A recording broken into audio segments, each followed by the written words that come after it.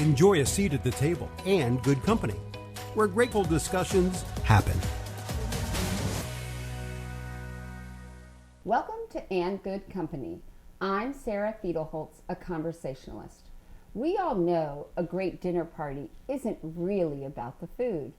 It's about the people seated around the table engaging in lively discussions. And Good Company creates a way to capture smart and important conversations as they happen. I am pleased to be in the company of Bryan Ballinger, who is an artist, writer, and photographer. Welcome. Thanks. So, in full disclosure, you were selected as one of the two first Jiffy Lube mural project artists that was to do murals on the sides of the two Jiffy Lubes. You were selected to do the one in Kendallville, and I oversaw that project and process, although we've never met. Mm-hmm. So, but in full disclosure. So, before we get into, you've done a lot of murals, obviously, and I was joking before we started that your work, like, you're all over the place. You're just popping up. Mm-hmm. But before we talk about that, I wanted to talk to you a little bit about your work as an artist and how you got there. So when did you know you wanted to be an artist, or, you know, and what type of art you wanted to do? And so tell me a little bit about that. Well, let's see.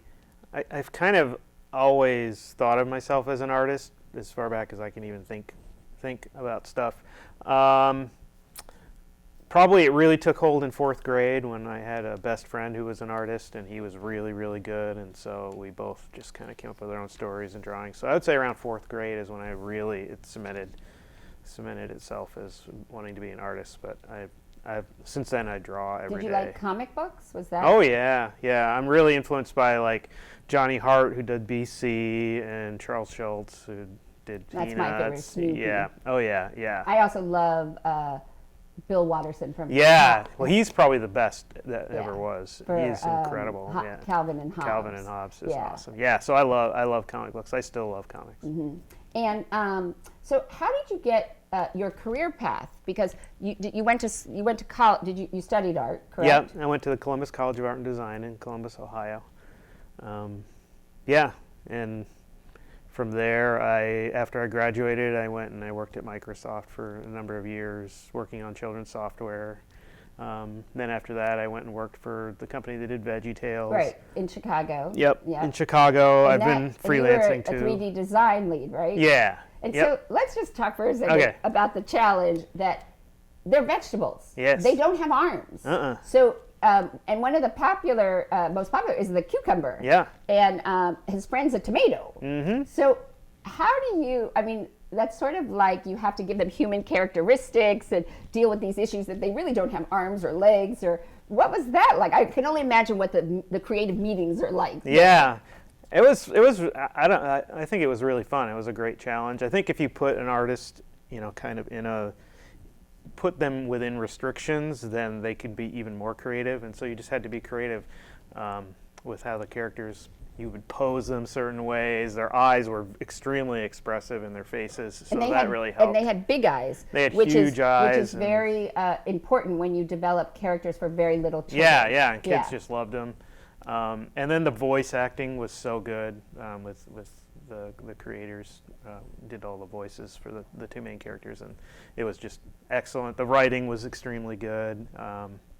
So it was fun. And it was, but it must have been, was it like when they said to you, okay, we're coming up with the broccoli, and you're like, okay, what, Yeah. And then you have to give them sort of the backstory, like their personalities and how they're going to react to things. And, and that's just creative in its own way, too. Yeah. The whole team there was super creative. So when you think about creativity and being an artist, how do you define creativity and being an artist? Mm-hmm. That's tough. I think it's different for everybody somewhat, but for myself, I just like it. I think of it sort of like a puzzle that I'm trying to solve, but trying to do it in a unique way. And then I don't know. There's like two sides of it. You're trying to figure out a puzzle and you're trying to figure out how to find the best solution to it. But then the way I do a lot of my artwork too is it's kind of improvised. So I'll just start drawing and I'll see what happens. And then when something starts to click, then I'll focus in on that, and then I'll revise that. So that's kind of how I work on stuff. And you talk about the idea that you really love character design. Mm-hmm. What is that, and why do you love that? I really like it because I like you to look at a drawing or look at an illustration, and then if it by itself can give you a sense of what that character is like, and what they would do in a certain situation, or what kind of personality they have just by looking at them, the way their expression is, what you've exaggerated, all of that, then I think that's a successful and fun character design. So that's kind of the way I focus on it. And then do you repeat characters? Like, do you have ones that you keep around, or that you keep using, or? A lot of people do. I tend to not, although I'll have certain themes that I tend to go back to. And there's certain things that I really, like I love to draw variations on chickens. I like to draw chicken characters, and I can just draw those all day. Same with dogs and frogs. I was going to say dogs. Yeah, I love drawing dogs. There's also something that we need to discuss about your company, Breadwig, right? Mm-hmm. So on this team, there's Haas, Figbert, and Lilu. Mm-hmm. So let's discuss. Okay. Who are they, and what exactly do they do? Okay, they're 3 of our dogs. How many? You said 3 of. How many do you have? Well, we've had a number of them. Okay. Right now, we only have 2 because Figgy died. Oh. But He retired. Yeah, Figgy retired to the great dog park in the sky. So they run the office. They hang around and make sure that if somebody comes to the door, I know it. So they're the greeters. Yep. They make sure that I get enough exercise. Mm-hmm. They make sure that I don't sit in my chair for too long at a time, but I need to get up and go outside. Right. They do all that kind of stuff. They make sure that I know what time it is by letting me know when they need So they a keep biscuit. the pace of the day. Yep. So do you have like a separate studio that you work at, or is it? I just have an office in my house. Okay. And then it's got a dog bed right next to Right. it, and And I'm always interested. Like, I love going when you get to go to see artists' homes. I like to see the studio, like the workspace. So do you do most of it? Is it still drawing, or do you do a lot of it on the computer? I do a lot of just idle sketching and drawing traditionally, but when I'm actually working on a piece or working on something specific, currently my workflow is I draw everything on an iPad, and then I'll digitally paint it on there too and sketch it out and try out different variations of things. And then when I'm doing a final, I can even do a final of some things on the iPad, but then I'll bring it over onto the computer some too. And if it's got a 3D model to it, I'll model that if it needs some adjustments. And then, so the iPad has become my digital sketchbook though. But also, like, I did a lot of work with Warner Brothers characters and creating like different children's craft magazines and stuff. And so we had an artist who could draw them, but then we had to send them to Warner Brother for somebody to do the black outlining. Right. And they still do that by hand. Yeah, some artists still do. Because it's to get that sharpness of those lines and stuff. Yeah, So, Although the digital stuff's coming a long way. Well, I watched the Pixar documentary about it and what they've done, and how they created the ability, like, to say underwater and then fabric and hair. Oh yeah. It's really amazing. Oh yeah. Now, do you look to, because your characters, I mean, I sort of, how you describe them is, I think they're like whimsy and fun, and I definitely feel like they have personalities and could have stories. Like I was just telling you before we started. But do you look to create them? Like, do you want to do movies or cartoons, or are they more that you really like them to be, sort of these stagnant images that you create on? Some of both. I also, I do children's picture books, so I've got characters that are in stories specifically for picture books. Are those your characters, or are you drawing the characters for the storytellers, like an illustrator for children's books? I've done both. So I've done ones where somebody else has written it and I've illustrated it, but then I also am a writer too, so I've written my own, and I've got several that have been published, and I have a literary rep who's repping out my Right, other and then you stories. also have a store, so you have like your Yep. T-shirts, like your one you're wearing, and then you've also now, I noticed, we were just talking about this bear that you created. What is his name? Does he have a name?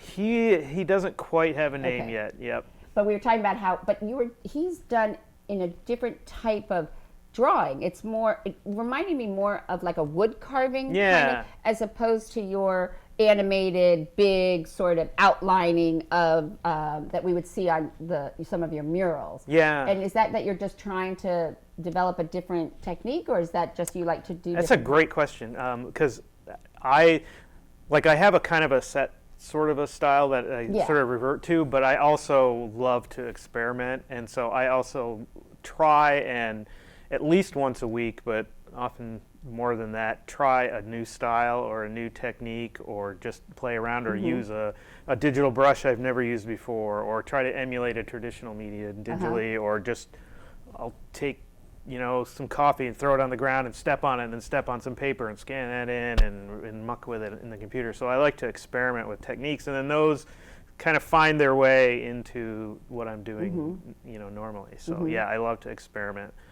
So that was, the bear was influenced by some traditional pen and ink artists and things, like Maurice Sendak would be an inspiration. Although and then a woodcut look, like you were mentioning too. it was absolutely to me a woodcut, and I thought that was intentional because bears live in the woods. So, I sort of thought, and then I thought then you would colorize it, because he didn't color it. That one I haven't. Yeah. But oftentimes I will. Yeah. So let's talk a little bit about your murals, because I would say that since this summer you've been on fire. Yeah. I mean, so you did the one, the frogs, right? And, okay, and that was called, what was that called? The Froggy Forest. Yes. And that's the one you did for Jiffy Lube. Yep. And in that case, what you did was you actually got to do two sides of the building. That was a big mural. And then then you got to do the ducks down Pearl Street, right? Which was on one of those garage bay doors. Yep. And then you did the cows. You wrapped the electrical boxes in West Central. Yep. And then you did a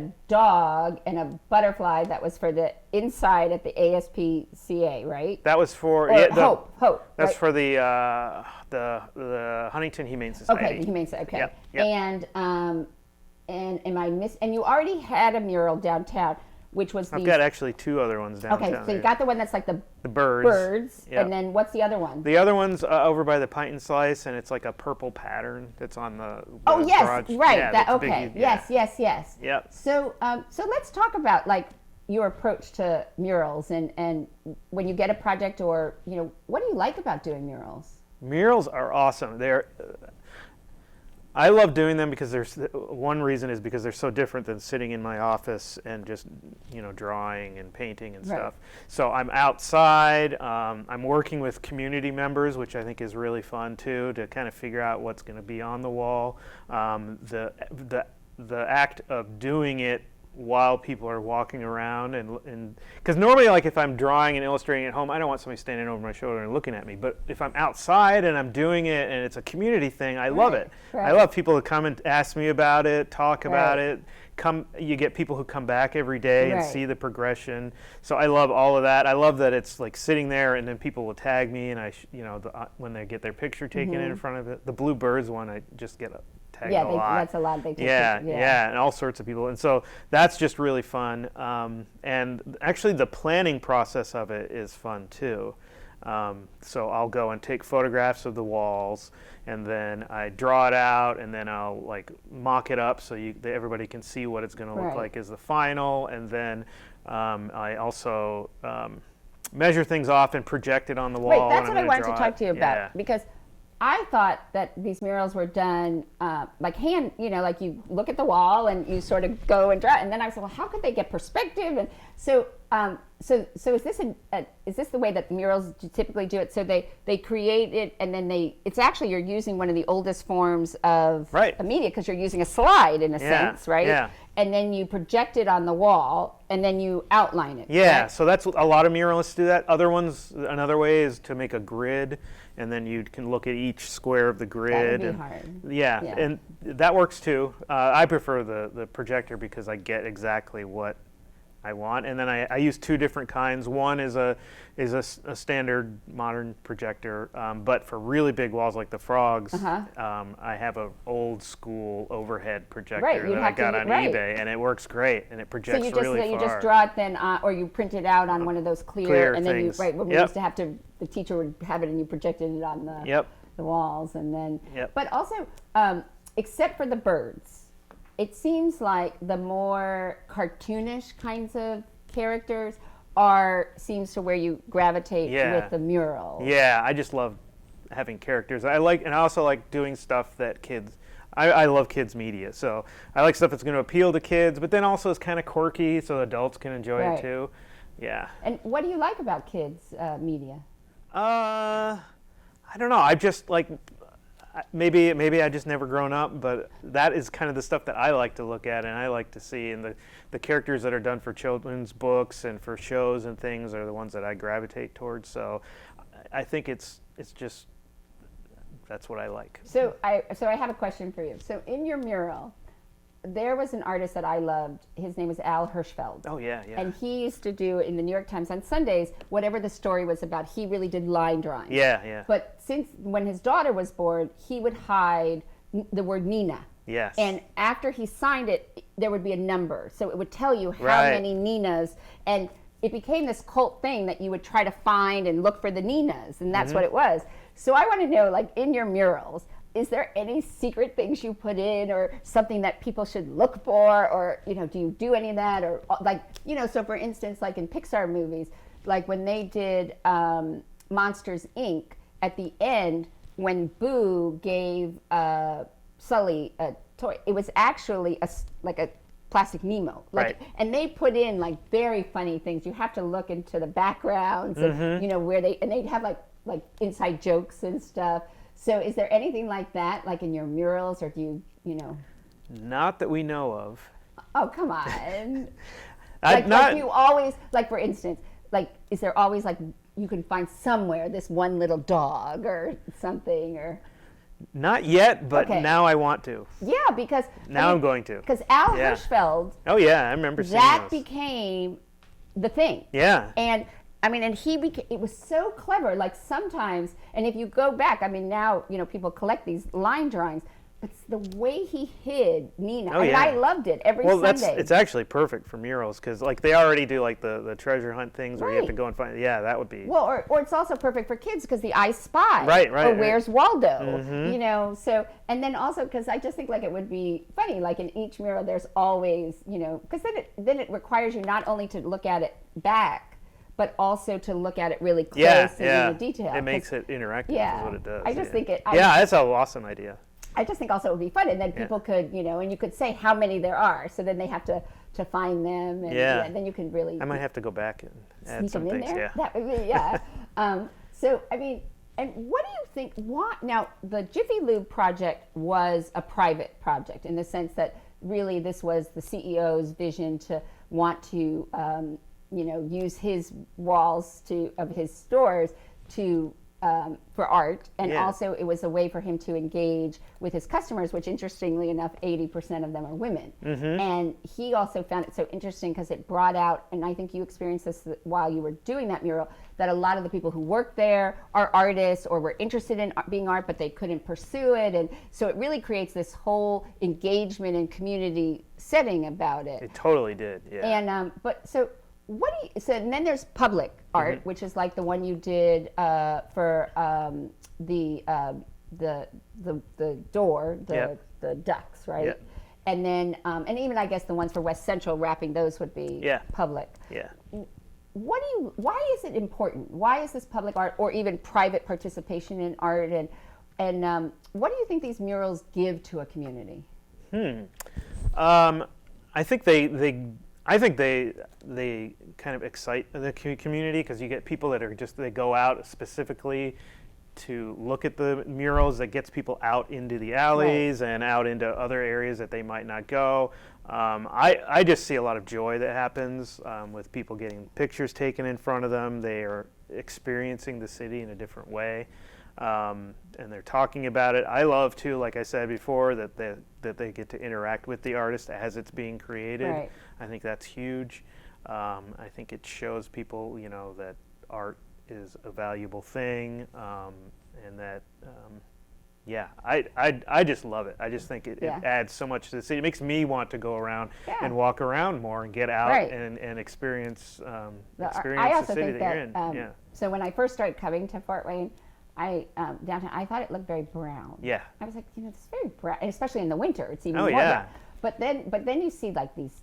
It's almost going like when I went when the Berlin Wall was still up. So I went over from West Berlin to East Berlin, and we sort of felt like we went from color TV to black and white TV, and that's what I sort of feel like. You go from this brown downtown to like Technicolor. Yeah. And there's variety and like it completely the ones in Fort Wayne have completely transformed the alleys. Yeah. And it's just And it's so amazing. when I was looking at the murals, how many murals have you actually done?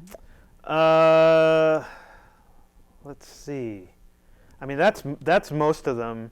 I did another one, another indoor one in Huntington, and I'm talking with Huntington now about doing another really large one in Huntington. Because also your what you submitted for the Make It Your Own Mural Fest was actually also very, very different than your style at all. Yeah. I mean, it was almost.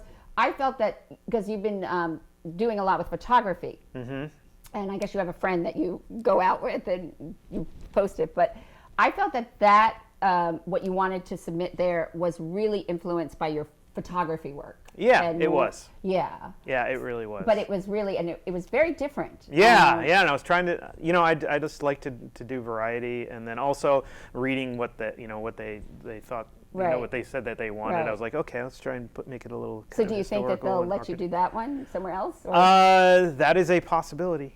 Yeah. And the other thing I thought was so interesting is they don't take. I mean, certain ones they don't take you very long. I mean, from the time you start. I mean, you could be done in, if the weather permits, and stuff, you could be done in like 4 or 5 days. Mm-hmm.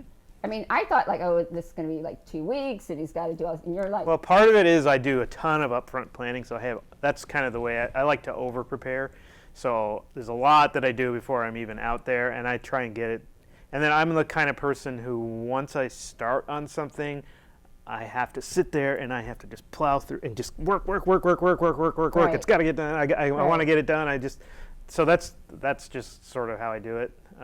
But there's a lot of planning to make it as efficient as possible. Right. Yeah. And do you think like one of the things like people always, when they talk to me about, writing and being creative, like they say, oh, you have to wait till you have inspiration and you have to, and I'm like, no, it's like, you got to sit down at 9 o'clock in the morning and you have a job and you work and you create or draw or if you have a project and you have to be very disciplined about it. And, and some days you probably maybe aren't as creative or, It's true, although I have two things. One is I'm, and I think a lot of artists like this, like I don't feel good if I'm not making something, and I feel like I've lost time, and I'm just like, I need to be making something always. So even when I'm not feeling creative, I'll just make something because I feel awful if I don't.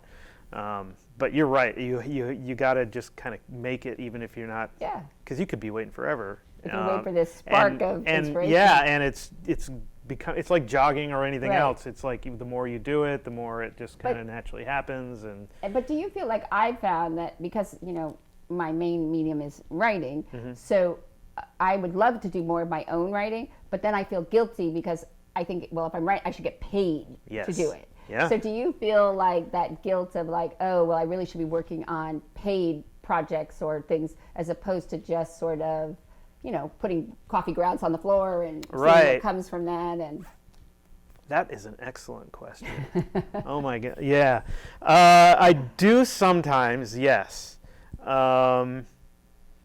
It helps that I also have like income from, I'm a professor at Huntington University. And what do you teach at Digital media arts, so like computer graphics. And Huntington, actually, though, ironically, I went 2 years ago to the advertising award, and they clean up in the animation area. I mean, I know Huntington was known for its films, but the animation program, they cleaned up on all the awards. Yeah. And then do you also teach at their... I started that. Oh, you did? Animation program and then there with what Steve about Leeper, the campus they have in Phoenix? Yeah, in Phoenix, and that's going gangbusters. Yeah, I mean, actually, Dr. Emberton I'm going to have on. Oh, cool. Yeah. So do you get to go out to Phoenix? I haven't yet, but I talk with them a lot, and the professor there of animation there is one of our graduates from our program here. So it's interesting to me. So great.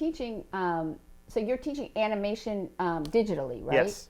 So why haven't you done more of creating your characters and even your art in more of a digital with movement and motion? That's a good question. I think part of it is that I don't know. I just love the still image. Again, I always come back to picture books, and that's just what I love to do. And I prefer to, like, instead of concentrating on motion, I'm much more geared towards, I like to play with color and with lighting and with composition and with design and that's just what I love to do. Well, in this Pixar documentary I was watching, they also talked about the Walt Disney world, the Walt Disney Imagineers, and how they did animation and cartoons, and they drew it as the cells in each individual one, and then you got the motion from putting those together. And that when Pixar became so computer generated, Walt Disney they got rid of all of the art, I guess they're line artists who did animation that way, and then they found that there was a need for both. Yeah. And so now I think you're seeing more of that collaboration where you can use them. And you're getting like animated shows that are using both at the same time. Right. So what do you think of like anime and how popular characters are? Like, I mean, a lot of characters are developed in Japan. Oh yeah. Because they like Hello Kitty, and because they like things that are cute, and there's some amazing design work coming out of Japan. I like a lot of anime, like the Miyazaki movies. I think are just about the best animated movies that have ever been made. So I like that. I even like some of the anime shows, like One Punch Man. I think is awesome. But yeah. And what do you think about even like how, like with the Lego movies, how they were able to create something that is really meant to stand there and create these entire movies out of it. Yeah, I mean, they really nailed the look of as if you had taken real Legos and posed them one frame at a time. And they really just nailed that, and they stuck to that, being restricted by that. We were talking before about putting artists in a box and how creative you get. That's a big box to say, okay, you're going to make this 3D animated film, but you can only make the characters move like they would if they were real Legos.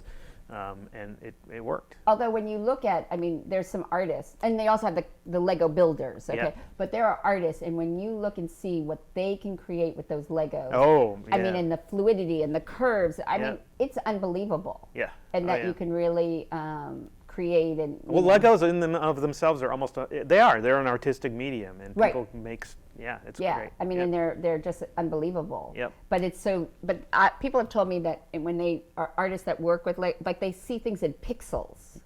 That totally makes sense, because they're almost like 3D pixels. They're kind of like Minecraft too. So, it's the same thing. So how do you see things? Like when you look at the world, or like, if there's a bowl of fruit, well, obviously when you were at VeggieTales, you probably were like, oh, the tomato's telling the plum something. But I mean, now, how do you engage in the world or think about things? And I tend to look and try. I am really drawn to the absurd. So when I try and find what is the strange thing, or what is the absurd thing, or what is it that makes this unique about anything people, animals, anything. That's kind of what I'm drawn to. So were you drawn to like the Far Side comics? Yeah, I love Gary Larson. So good. Yeah. So good. And you haven't done like a comic series, or? I've done comics, but I haven't done like a big long series like that. And you have children, correct? Yes, I have one child. How old are they? Let's see, 19 now. Oh. Yep. So how did when is it a boy or girl? It is a girl. She. Yeah, so when she was little, how many do you have? Just one. Oh, one. Yeah. Okay. So when she was little, what is her name? Demi. Demi. So when Demi was little, how did she influence or change like your art at the time, or how you think about creating things for children? We would draw together all the time, and we influenced each other back and forth constantly. We would draw all the time.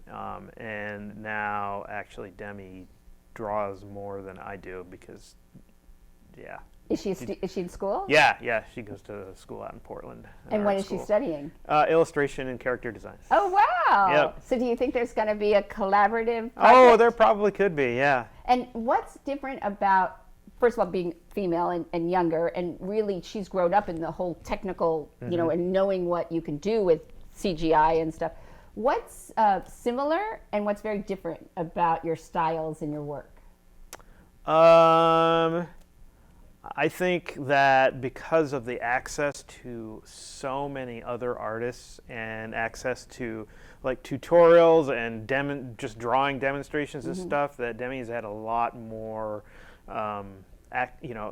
access to that than I ever had. So, I could look at comic artists and stuff, but I didn't have the world. Right. And so Demi's art has progressed faster than mine ever did because of that, partially because of that, and then having access to digital tools and being able to digitally paint and stuff ever since from the they get-go. were little, from the get-go.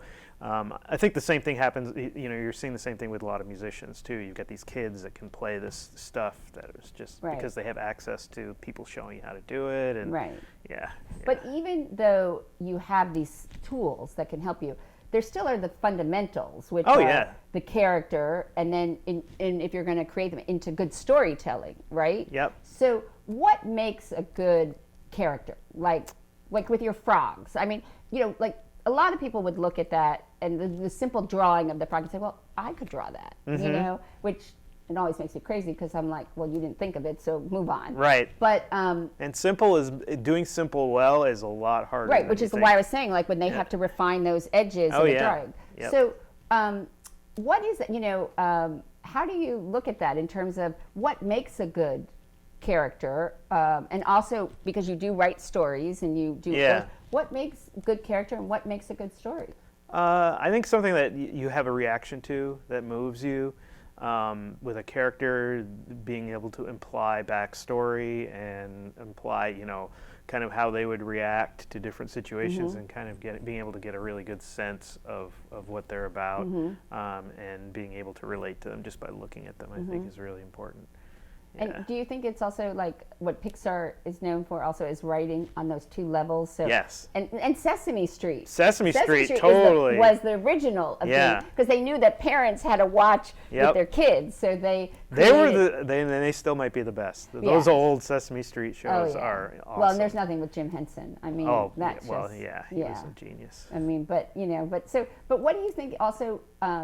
So you create these characters, and are there some of them, like we were trying to say, are there some of them that you just secretly love like more than others? Like you can't say like your child. Well, you only have one, but people won't admit that they love one child. But are there some of the characters like that you really like? Yeah, I mean, some of the frogs, if I'm just noodling around and I stop thinking, I'll draw the ones that I really love. Right. So yeah. And so when you look at the mural of the frogs, I mean, it just looks like a lot of frogs. I mean, they're all sort of similar. So are you saying that we have to really look at the frogs? You need to look at each one. Each one is very different, and each one is reacting to the situation a little bit differently. And what is the situation? They're all hanging out on the trees together, and you're looking at them. So is there some canoodling going on and some secret? Possibly. Some might be a little surprised that you're there. Right. Some might be really bored with everybody else. So they have personalities. Yes. So I was talking to Julie Meek because she did one of those garage doors. Oh yeah, hers is right next to mine. Okay, yeah. So she did the butterflies. Yeah, which is awesome. So I was joking with her. I was like, you had to go in and do this elaborate detail for each butterfly. Like, couldn't you just like paint them in and So there is a lot of the detail and attention. Now, is that really like with the frogs? Is that more for your own personal amusement? Or is it really for the viewer? Well, I think that they're one and the same. Okay. I think if you do something that you like, it has a bigger and deeper impact on people than if you were trying to do something because you think somebody else is going to like this. Right. Well, you can't work that way. Yeah. Like what someone else is going to think of it. Yeah. But I just wondered, like the Ninas. I swear, I think he did that for his own amusement. Exactly. It wasn't, and then it became this big thing. Yeah, it's for me. Yeah, okay. I mean, that's one of the biggest things I remember. Maurice Sendak is a hero of mine, and I got to meet him once and go to a talk with him, and he said that his stories and his illustrations, he's not trying to make them for kids. No. He's making them for himself. Like, Right. he's making what he likes to make, and Right. it just so happens that it appeals to kids. But there's a depth there that you wouldn't get if he wasn't Right. pulling on the things in himself. And Jim Henson was originally very opposed to doing puppets for children. Yes. Yep. He was an artist of the puppetry. Yep. And really did not want to create these puppets for kids. Yep. So at some point, And that's why those characters are so good. and why they have such good backstories. And they have great backstory, and they have such personality, and yeah. Because he was like, okay, if I'm going to do this, they're going to have the richness of, and even with the Muppets. Oh yeah, I mean, Muppets. that was really done on more an adult level. But they really do have that, it's written that way for adults. And those were really the types of shows and things that he really wanted to do. Yep, and that's why they're the best. Right. Yeah. And so you also, you do photography too, Yes, right? lots of photography. So what do you like about, I'm going to say that your mural, that's painting. Mm-hmm. So you have the painting, and then you do we'll just leave it at painting for the art, for all that you do the digital. And then you do photography, and then you do more like what I would say is line illustration. Mm-hmm. What do you like about each of those medium, and what do they give you as an artist? See, there's definitely overlap between them. Like doing the photography, I learned, that is one of the single best things to influence everything else you're doing, because you're learning about light, you're learning about composition, you're learning, about like mood and what the time of day and how to do that. But it also uses a different part of my brain. So each of those things, there's overlap, but then they also use different parts of my brain. So the photography in my head is in a very different space when I'm doing it. The line work, definitely, for one thing, that's very therapeutic. There's lots of these little things, repetition. Which is why the coloring for adults, I'm not good at those. Yeah, it is. It's like therapy. And it's just a lot of fun, and then the murals, again, they pull from a lot of the same stuff as my digital stuff, but then again, I'm using my whole body, and I think it's variety, and that I just, a lot of artists can be specialists, and they do one thing, and they do, and I'm not. I mean, you can tell when my stuff is my stuff, but I'm kind of all over the place. Right, but so with your photography, but also, I mean, you talk about lighting and composition, but also, you also are being more observant, or you're paying attention to, like, sort of drawing people to be aware of something so small, or a shape, or the color of something. And it's sort of like, so when I lived in New York, I can't draw anything, but I like the idea to think that I'm creative. So I went to the art school in New York to take a drawing class, because I wanted to also see about, one, my own biases, but how I see things. Because as a journalist, that's what I'm doing, is literally I'm interpreting what I see. So I took this live, new drawing class, and it turns out that this was also where like all the assistants to, like, Peter Max, his assistant was sitting next to me. So on his, that he was worrying about the shading and everything. I was just so excited that you could tell that it was like a person, but it also showed me, like, some of my own, how I see things, and that my perception or bias, or and then also how you're sort of, from the interpretation of what you see to your brain and then to your hands. So do you think that photography influences does it influence your work, and has it changed it? Oh yeah, definitely it has. Yeah, like you're saying, it makes you, it makes you focus. It makes you, have to think about the way you're going to represent something that's actually there. But in fact, I'll go back, I'll look and use some of my photos as reference or as idea generators for what I'm doing. But and then which media do you like best? Or do you like just being able to? I like switching between them more than any one in particular. I guess if I had to only do one thing, it would be draw with a Sharpie. That would be my if I only was able to do one thing. Those Sharpies, they really. I love them. Yeah. And they change the way you like. I found the medium I use does affect the art a lot. So drawing with a pencil, where I know I can erase and I can shade and stuff, Right. is very different. If I'm drawing with a Sharpie, I draw it. I can't. It's there. Right. I have to commit Right. to it. So that changes my approach. It changes what the drawing looks like. And so there's an energy to my stuff that I think that is at its highest when I'm drawing with a Sharpie, where it's Right. just poof, there. Like you can tell, like with the frogs, I would say that you originally drew those with a Sharpie. Yes. You can tell. And then the birds, Mm-hmm. those were more done like with a pencil and illustration. I think those were not done with a ninja. Those were done. Are you ready? Yeah. With a Japanese brush pen. Huh. Originally. And then there's a pencil that everybody talks about. This Japanese pencil. I don't know what it's called, but everybody. And there's a gel pen. Yes, the gel pens are nice. It's from Japan that editors swear they use, but I think it's really used for A lot of artists love that. And, love and the gel even pens. you think about the evolution of the tools you use. Like, I remember when I was younger, there were these French markers, Caran de Champ, that you got at FAO Schwartz, because, that was before like Crayola made markers and stuff, because we had crayons. But even the evolution, like to now gel and all these different widths. And I mean, how do, the tools that you have, how does that change your art? It does. All of those do. If you draw with any kind of a different instrument, your style is probably still going to come through, but it is going to change. It just changes the way you approach it. Whether you can whether you can vary the width of the line work with the pen, or whether it's set, whether it's a thin line, whether it's a dark line or a light line. All of that changes the way that your artwork is going to come out, and the way that you do it. And also the paints now, like for murals and stuff, what they've come up with and the consistencies is very different. This is a mix of the paints that the city of Fort Wayne and Art This Way have sort of standardized on are really, really good for the Fort Wayne murals. So they just cover great, and it was when I've used those paints, that's another thing that makes it go fast, because you only have to do one coat. And it's only one coat. Yeah. Oh, so you just prime the wall. You prime it, and then you can just lay the stuff down, and it's. And then you seal it, or. And then you seal it. Yep. And where did the name Breadwig come from?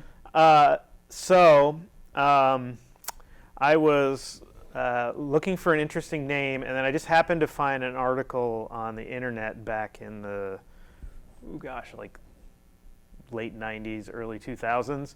That was a historical article. I have no idea how accurate it was, but it was about the colonial times and the way they wore those big white wigs. Oh, and yes. And the way this article said, the way that they would stay in shape was they would mound dough around them and then bake them, and then take them out of the oven. Oh, so it's and a it's a bread wig.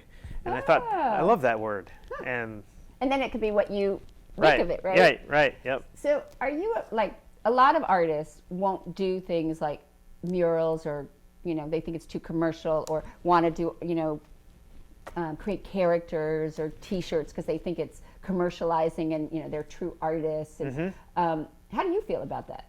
I mean, you seem to be more like you want your art out there, and like for kids to interact with it. And I like people to react to what I'm doing. I mean, I don't know. I think there's all different kinds of art.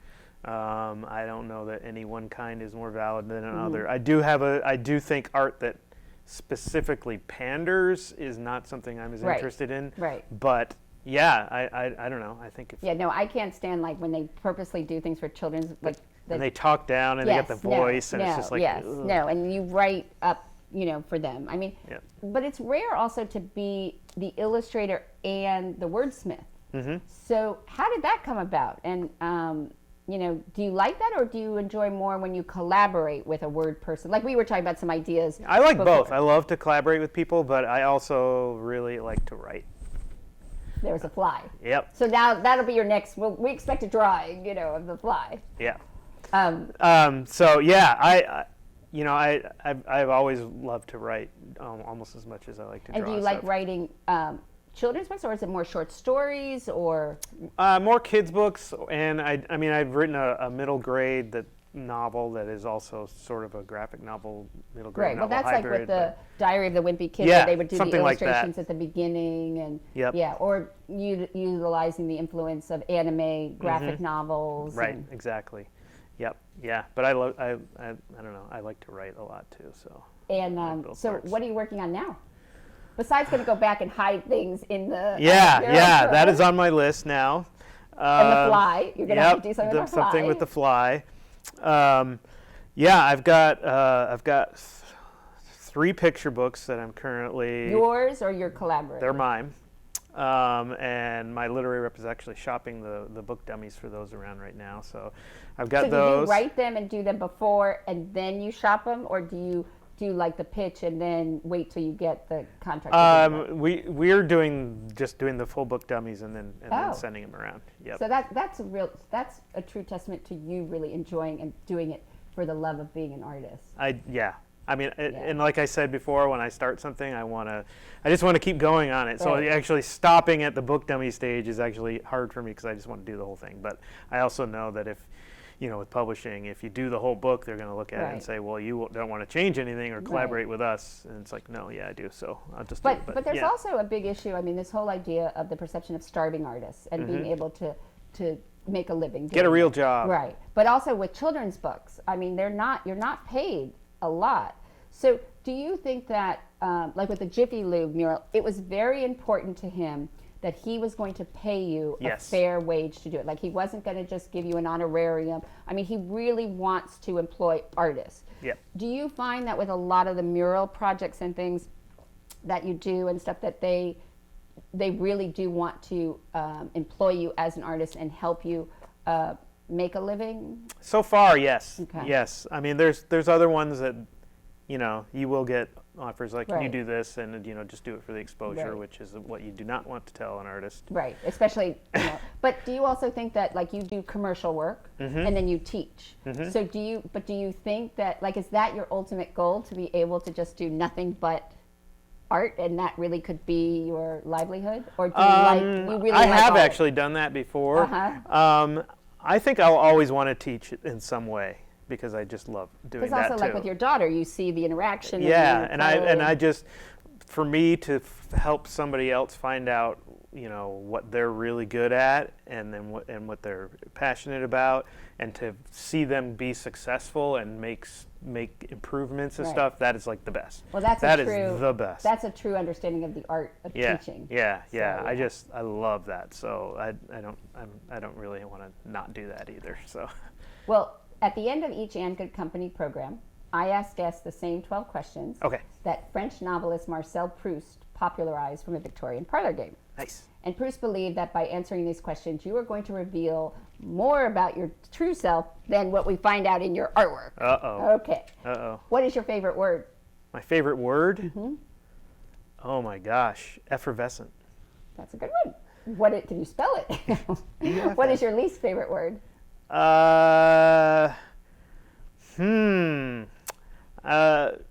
Dump. What turns you on creatively, spiritually, or emotionally? Absurdity. What turns you off creatively, spiritually, or emotionally? Pandering. What sound or noise do you love? That sound that some people can make when they do their hands like this. Yeah, or do you like the underarm? That one fart works too. But yeah. Okay, so the fart noise. Yeah. Well. What noise do you hate? sound? Styrofoam rubbing against itself. Okay, we'll have to try that one. Oh. What profession other than your own would you like to attempt? Oh my goodness. Synchronized swimmer. I'm not gonna. That's the best answer we've had. Okay. What profession would you not like to do? Oh my gosh.